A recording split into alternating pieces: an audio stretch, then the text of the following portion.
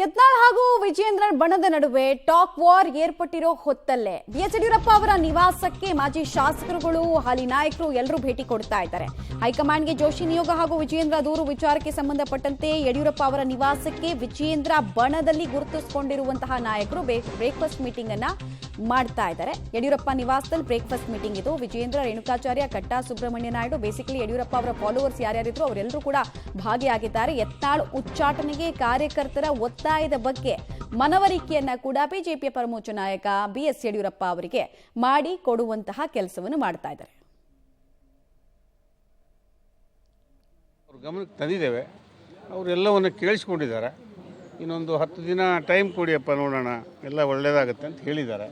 ಕೂಡಲೇ ನೀವೆಲ್ಲ ನಿಮ್ಮ ಕಾನ್ಸ್ಟಿಟ್ಯೂನ್ಸಿ ಮತ್ತು ಜಿಲ್ಲೆಗೆ ಹೋಗಿ ಪಕ್ಷ ಸಂಘಟನೆಯಲ್ಲಿ ತೊಡಗಿಸ್ಕೊಳ್ಳಿ ಮತ್ತು ಸಕ್ರಿಯ ಸದಸ್ಯರು ಮಾಡಬೇಕಾಗಿದೆ, ಬೂತ್ ಸಮಿತಿ ಅಧ್ಯಕ್ಷರು ಮಾಡಬೇಕಾಗಿದೆ, ಮಂಡಲ ಅಧ್ಯಕ್ಷರು ನೇಮಕ ಆಗಬೇಕಾಗಿದೆ.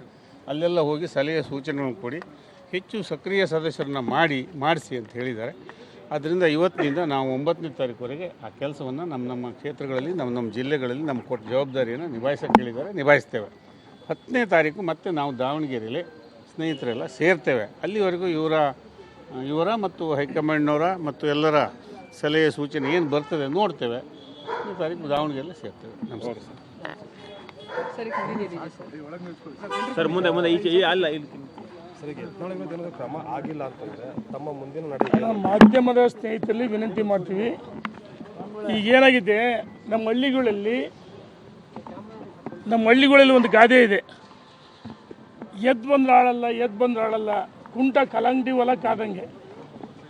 ಸುಮ್ಮನೆ ಆವೈತೆ ಅರಿವೆ ಬಿಡ್ತಕ್ಕಂಥ ಈ ರೀತಿ ದಾರಿ ತಪ್ಪಿಸಕ್ಕಂಥ ಕೆಲಸವನ್ನು ಮಾಡ್ತಾರೆ.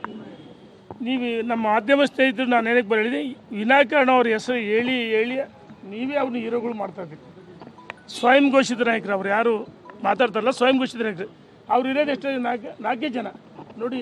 50 ಜನ ಕಳೆದ 15 ನಾವೇ ಯಡಿಯೂರಪ್ಪನವರು, ವಿಜೇಂದ್ರ ಯಾರು ಅವರನ್ನು ಕೇಳಿಲ್ಲ. ಇವತ್ತು ನಮಗೆ ಸಮಯ ಕೊಡಬೇಕು. ನಾವೆಲ್ಲ ಹಿರಿಯರು ಸೇರಿ ನಿನ್ನೆ ಮೊನ್ನೆ ಕಳೆದ 15 ದಿವಸದಿಂದ ಏನೇನೋ ರಾಜಕೀಯ ವಿದ್ಯಮಾನಗಳು ನಾವು ಹೋದಾಗ ಕಾರ್ಯಕರ್ತರು ಮುಖಂಡರು ಭಾವನೆಗಳು ಹೇಳಿದ್ರು. ಆ ಭಾವನೆಗಳನ್ನು ವ್ಯಕ್ತಪಡಿಸೋದಕ್ಕೆ ನಾವು ಬರ್ತೀವಿ ಅಂತ ಹೇಳಿದ್ವಿ, ಉಪಹಾರ ಮಾಡಿದ್ವಿ.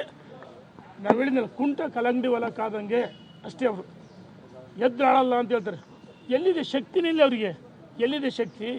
ಇರೋದು 4 ಜನ ನೋಡಿ. ನಮ್ಮ ರಾಜ್ಯದ ಅಧ್ಯಕ್ಷರು ಮತ್ತು ಯಡಿಯೂರಪ್ಪರು ವಿನಂತಿ ಮಾಡಿದ್ವಿ, ನಮಗೆ ಮತ್ತೊಮ್ಮೆ ಸಮಯ ಕೊಡ್ತೀವಿ ಅಂತ ಹೇಳಿದರೆ ನಾವು ನಾಳೆ 10ನೇ ತಾರೀಕು ಸಂಜೆ 5 ಗಂಟೆಗೆ ದಾವಣಗೆರೆಯಲ್ಲಿ ಸೇರ್ತೀವಿ. ಎಲ್ಲರೂ ಬರ್ತಾರೆ ಸಂಜೆ 5-6 ಗಂಟೆ ದಾವಣಗೆರೆಗೆ. 11ನೇ ತಾರೀಕು ನಾವೆಲ್ಲ ಸುಮಾರು 60ಕ್ಕೂ ಹೆಚ್ಚು ಜನ ಮಾಜಿ ಶಾಸಕರು ಮತ್ತು ಇನ್ನು ವಿಧಾನ ಪರಿಷತ್ ಮಾಜಿಗಳು ಆಹ್ವಾನ ಮಾಡ್ತೀವಿ.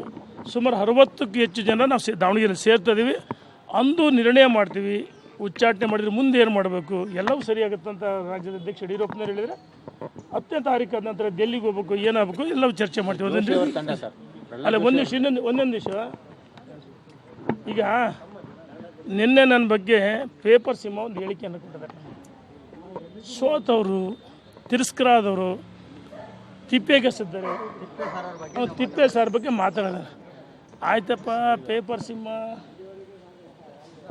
ನಮ್ಮ ಕ್ಷೇತ್ರಗಳಲ್ಲಿ ನಮಗೆ ಸಾಮರ್ಥ್ಯ ಇದೆ, ನಮ್ಮದೇ ಆದ ಸಂಘಟನೆ ಇದೆ, ನಮಗೆ ವರಿಷ್ಠರು ಟಿಕೆಟ್ ಕೊಟ್ಟಿದ್ರು, ಯಾವುದೋ ಕಾರಣಕ್ಕೂ ಸೋತಿದ್ವಿ. ಒಳ ಮೀಸಲಾತಿ, ಬೇರೆ ತಪ್ಪುಗಳಿಂದ ನಮ್ಮ ತಪ್ಪುಗಳಿಂದ ನಾವು ಸೋತಿದ್ವಿ. ಏನು ಹೇಳ್ತೀನಿ, ನಮ್ಮನ್ನು ಜನ ಸೋಲಿಸಿಲ್ಲ, ನಮ್ಮನ್ನು ಜನ ತಿರಸ್ಕಾರ ಮಾಡಿಲ್ಲ, ನಮ್ಮನ್ನು ತಿಪ್ಪೆಗೆಸಲ್ಲ. ನಾವು ಇವತ್ತು ರಾಜಕೀಯವಾಗಿ ಸಕ್ರಿಯವಾಗಿದ್ದೀವಿ. ನಾವು ಸೋತರು ಅಂದ ತಕ್ಷಣ ರಾಜಕೀಯ ಮುಗಿದೋಗಿದ್ದ? ನಮಗೆಲ್ಲ ಸಾಮರ್ಥ್ಯ ಇದೆ, ಜನ ಇವತ್ತು ನಮ್ಮನ್ನು ಇಷ್ಟಪಡ್ತಾರೆ. ಆದರೆ ನಿಮ್ಮಂಗೆ ಪೇಪರ್ ಸಿಂಹ ಅಲ್ಲ. ನಾನು ಕೇಳೋಕ್ಕೆ ಇಚ್ಛೆ ಪಡ್ತೀನಿ, ಮೈಸೂರು, ಕೊಡಗು 2 ಜಿಲ್ಲೆಗಳ ಲೋಕಸಭಾ ಸದಸ್ಯರಿಗೆ 2 ಅವಧಿ. ನೀವು ಭಾರತೀಯ ಜನತಾ ಪಾರ್ಟಿಯ ಬಾವುಟವನ್ನು ಎಷ್ಟು ಬೂತ್ಗಳಲ್ಲಿ ಕಟ್ಟಿದ್ರಿ, ಎಷ್ಟು ಸಮಯವನ್ನು ಕಾರ್ಯಕರ್ತರು ಮುಖಂಡರಿಗೆ ಕೊಟ್ಟಿದ್ರಿ, ಎಷ್ಟು ಜನ ಗ್ರಾಮ ಪಂಚಾಯತಿ ಸದಸ್ಯರನ್ನ ಆಯ್ಕೆ ಮಾಡಿದ್ರಿ, ಅವ್ರಿಗೆ ಬೆಂಬಲ ಕೊಟ್ಟಿದ್ರಿ, ಜಿಲ್ಲಾ ಪಂಚಾಯತಿ, ತಾಲೂಕು ಪಂಚಾಯತಿ, ಮಹಾನಗರ ಪಾಲಿಕೆಯಲ್ಲಿ ಎಷ್ಟು ಜನರು ಗೆಲ್ಸಿದ್ರ್ಯಾ? ಇಲ್ಲ, ಒಂದೂ ಗೆಲ್ಸಿಲ್ಲ. ಮತ್ತು 2 ಜಿಲ್ಲೆಗಳಲ್ಲಿ ನಮ್ಮ ನಾಗೇಂದ್ರ ಇರ್ಬೋದು, ಅಲ್ಲಿ ಎಲ್ಲರೂ ನಮ್ಮ ಹರ್ಷ ಇರ್ಬೋದು, ಅವರ ಸಾಮರ್ಥ್ಯ ಮೇಲೆ ಗೆದ್ದಿದ್ದಾರೆ, ಇವರಿಂದ ಗೆದ್ದಿಲ್ಲ. ಆದರೆ ನಿನಗೆ ಭಾರಿ ಸಾಮರ್ಥ್ಯ ಐತೆ ಅಂತ ಹೇಳ್ತಲ್ಲಪ್ಪ.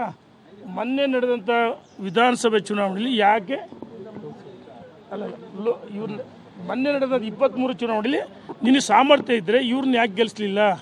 ನಮ್ಮನ್ನು ತಿಪ್ಪಿ ರೇಣುಕಾಚಾರ್ಯ ಈಗಾಗಲೇ ಅನೇಕ ವಿಚಾರಗಳನ್ನು ಪ್ರಸ್ತಾಪ ಮಾಡ್ತಾ ಬಿಜೆಪಿ ನಾಯಕರನ್ನೇ ಅಭಿವೃದ್ಧಿ ವಿಚಾರದಲ್ಲಿ, ಸಂಘಟನೆ ವಿಚಾರದಲ್ಲಿ ಪ್ರಶ್ನೆಯನ್ನು ಕೇಳ್ತಾ ಇದ್ದಾರೆ. ಬಿಜೆಪಿಗರನ್ನೇ ಪ್ರಶ್ನೆ ಕೇಳ್ತಾ ಇದ್ದಾರೆ. ನೀವೇನ್ ಮಾಡಿದ್ರಿ? ನೀವು ಒಬ್ಬೊಬ್ಬ ಲೀಡರ್ ಹೆಸರು ಹೇಳ್ತಾ ಇದ್ದಾರೆ. ನೀವೇನ್ ಮಾಡಿದ್ರಿ? ಯತ್ನಾಳ್ ನೀವೇನ್ ಮಾಡಿದ್ರಿ ಅಂತೆಲ್ಲ ಆ ಪ್ರಶ್ನೆಗಳನ್ನು ಕೇಳ್ತಾ ಇದ್ದಾರೆ.